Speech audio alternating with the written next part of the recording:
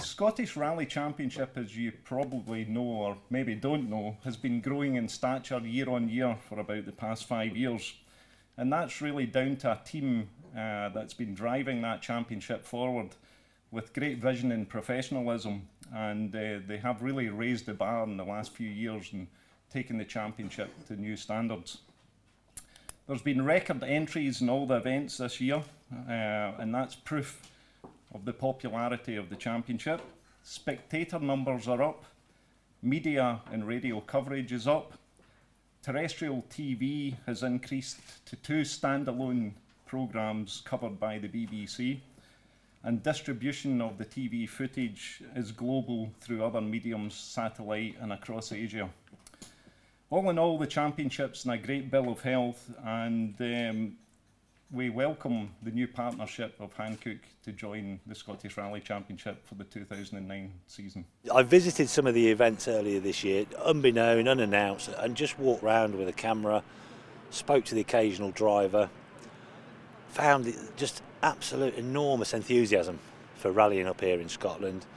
I went out onto stages and seen crowds that I'd not seen for a very long time, just watching some of these events, and I was very impressed. I came away and I made contact with the organisers, mainly Campbell initially, and we had our preliminary meetings, and I was just so impressed by the professionalism and enthusiasm of the organisers that it made it actually quite an easy decision. Well, I think it's just moving the Scottish Championship forward, a new era, a major international corporate sponsor. It'll give us the facility to move our ideas forward, especially with the juniors. We talked at the press launch there about the heritage of Scottish rallying and the names that have come out of, and I think it's fantastic for a small country to have produced that many world-class competitors. And this will give us the opportunity to give that chance to the current crop of youngsters who I believe are as good as we've seen for many years. If we can give them a step up the ladder to the next stage onto the international competition, then we'll be delighted, and I think this will facilitate that.